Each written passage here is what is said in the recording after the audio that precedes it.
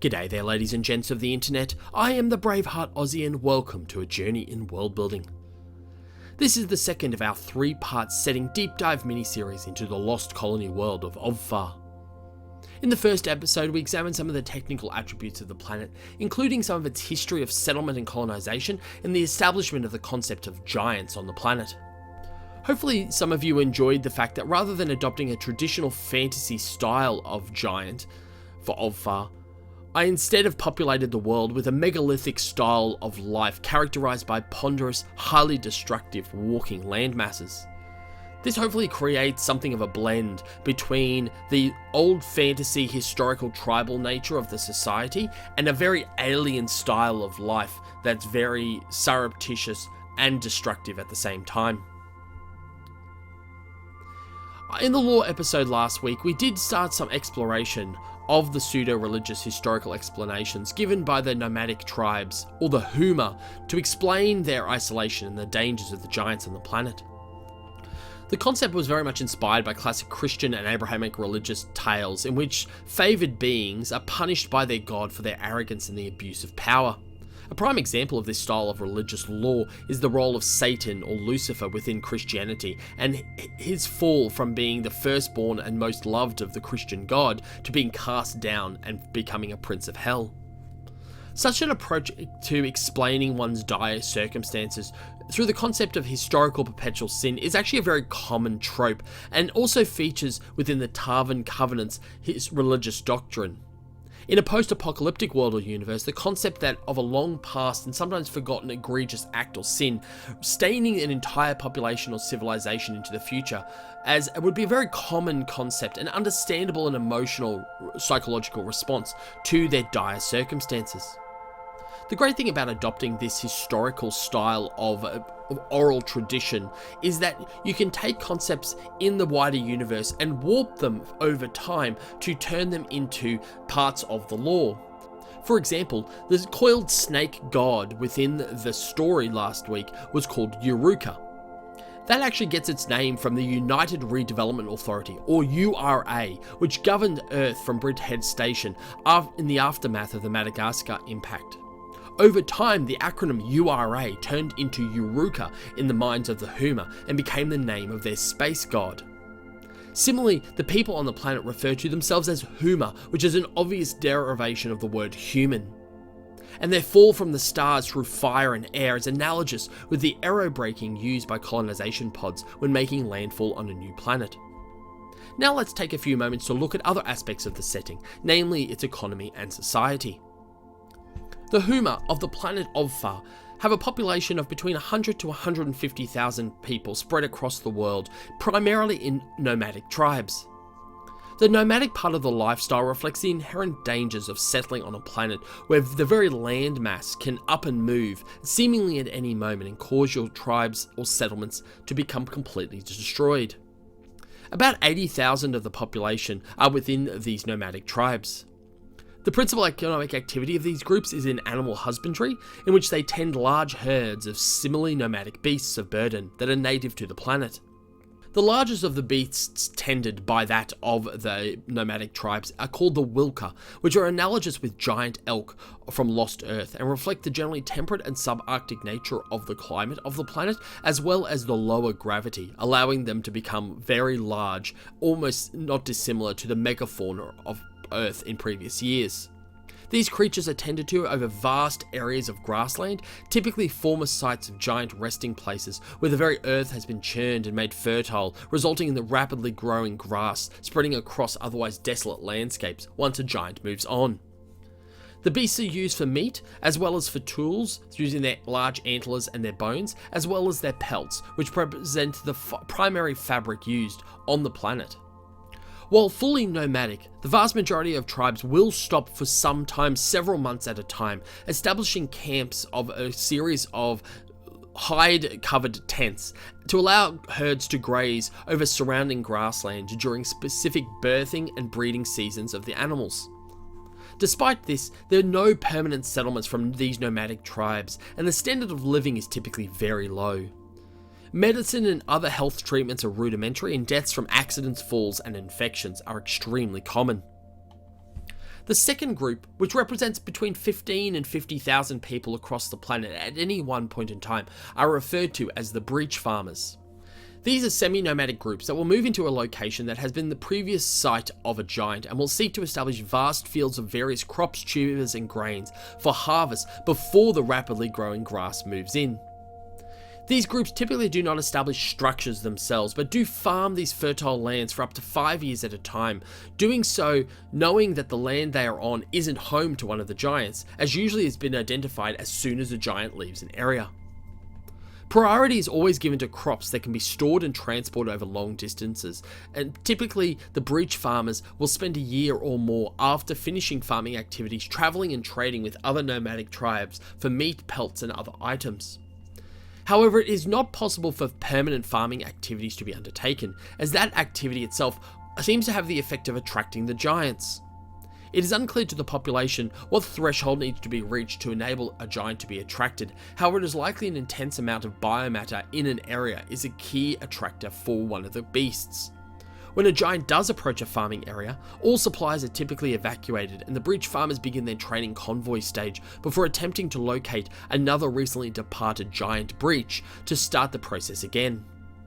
Because of the fact that their activity effectively follows around but also attracts giants, it is highly dangerous and is only progressed because of the highly lucrative nature from a calorific perspective associated with the production for the humas.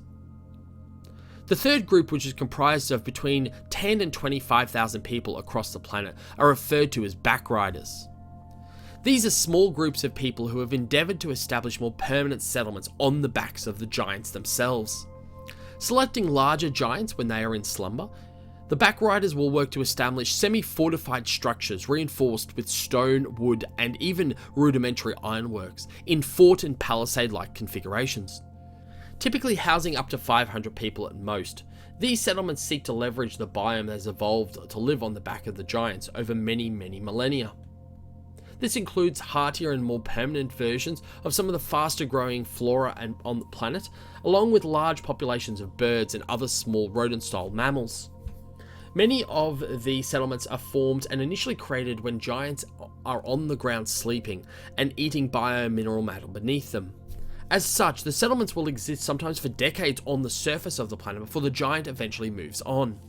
For example, the largest settlement on the planet, referred to as Heaven's Reach, has over 5,000 residents and was established and constructed over a period of 60 years while the giant was feasting and in slumber before it eventually moved on.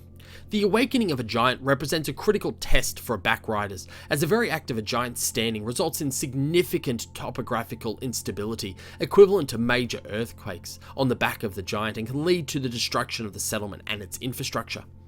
Given at that point that the backriders have no shelter within the terrain and landscape on the back of the giant, this can lead to the complete destruction of the tribe. However, for those who are successful in establishing robust foundations for their settlement prior to the giant's awakening, the backriders are closest thing to a permanent settlement on the planet and are often used as waypoints for nomadic tribes when the settlements are on the surface. Backrider settlements number only dozens across the planet and are home to nascent industries of the world, including rudimentary metalworking, pottery, linen making and cloth weaving and tool making. However, just as a settlement is successful in establishing itself on the back of a giant doesn't mean that the risks have negated. Firstly, when a giant is moving, the settlement is effectively cut off from the rest of the world, as they are unable to mount and dismount the giant while it's moving due to the height. Additionally, giants are regularly in conflict with each other, typically with smaller giants taking advantage of the slower and more ponderous nature of larger giants to effectively mount them onto their back of the larger giant and consume and attack the other creature. We will talk a little bit next week about giant-on-giant conflict and what that looks like and its consequences. However, as expected, any backrider settlement on the larger giant is quickly destroyed, along with all the people it hosts. One group that is more common in backrider tribes are that of the Dreamweavers. As I explored in the most recent lore video, the Huma have a pseudo-psychic connection through their shared dreamlike realm with the minds of the giants. While the minds of the giants themselves are inherently alien and incomprehensible in their thoughts and patterns to almost all people, some humans on the planet have specific hypersensitivities that not only allow them to dream, but also to interact and engage in rudimentary communication with the giants. These are referred to as the Dreamweavers. At the time of the Dark Diaspora, there are no more than 50 Dreamweavers on the entire planet, and the principal role that these people play is to engage with the giants as to get early warnings of possible potential movements and associated threats to backrider settlements, as well as wider nomadic tribes. The proximity of backrider settlements to the giants, i.e. being on their backs, means Dreamweavers are typically found within these settlements and are often sought out by travelling tribes to provide insights almost like that of an oracle. Dreamweavers, however, use a range of hallucinogenic and psychotropic natural drugs from the wider planetary biome to aid in their activities, but this results in high levels of addiction, shortened lifespans, and difficulties in communicating lucid thoughts when they are not in the dream state. As such, many of the oracle predictions take on the form of riddles, not dissimilar to the oracles of ancient Greece. One of the things I also mentioned in the lore video was that of what is referred to as the Prima catalogue. I'm eager to explore, as part of this series, having planets that are completely written off as violent settlement locations, and that are effectively no longer part of the general knowledge or awareness of humanity at the time of the Dark Diaspora. This is actually a very common trait for a lot of worlds and settlements, particularly amongst the early failed colonies, such as those listed within the Prima catalogue. The catalogue itself, which I touched on in last episode, is a collection of planets identified by the URA using a variety of means, including the Carl Sagan Deep Space Telescope in the mid-21st century, identified as having the highest possibility of being able to host human life. These planets would typically include a series of biomarkers indicating the existence of alien biospheres supporting breathable atmospheres and at Goldilocks temperatures. Ovfar was one such planet and was subject to a significant number of rounds of settlement attempts. However, ongoing failure due to extreme and volatile tectonic activities, later understood to be that of the giants, meant the planet was no longer considered viable and was dismissed as a colonization candidate. So the question is, why hasn't anyone else come to the planet since? Well, the main reason is that there are so many planets, settlements, and destinations within the Dark Diaspora. At the time of the Dark Diaspora, there were over 10,000 established settlements located across all four quadrants of the sphere of influence of humanity, and hundreds of thousands of potential additional locations, moons, satellites, asteroids, and planets and the like that could be settled. While there is a continual flow of people throughout the diaspora seeking to establish new homes, either to escape tyranny of their previous home or for the promise of a better life, the center of political gravity towards the outer rim of the diaspora, in places like the Tyson Sector Compact and the Galador Hegemony, means that with the exception of planets like that of Kopachia, inner halo planets and settlements, such as those of the failed colonies, are generally forgotten and lost to general knowledge. Additionally, as there is very little traffic at the time of the diaspora between that of Lost Earth and Old Sol and the outer rim of the diaspora, it's very unusual for systems like that containing Ovfar to be used as a commuter point for FTL jumps.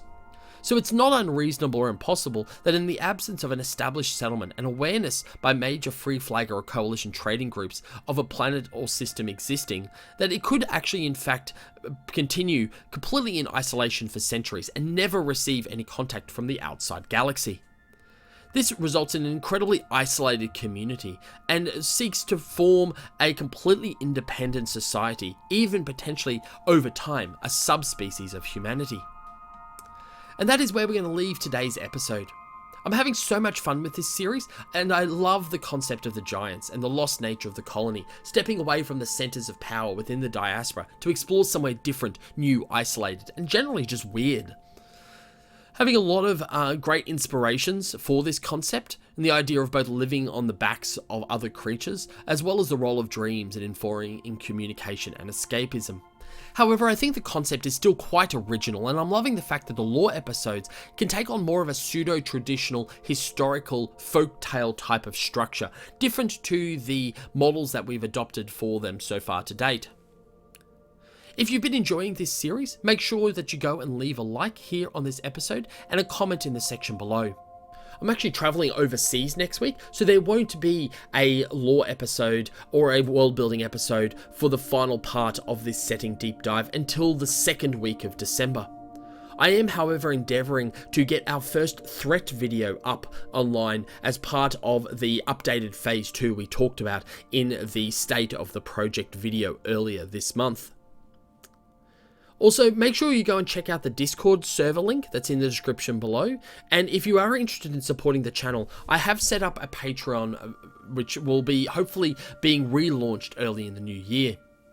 But that is where we'll leave it today. Thank you so much. Hope you all have a wonderful day, and may the journey continue.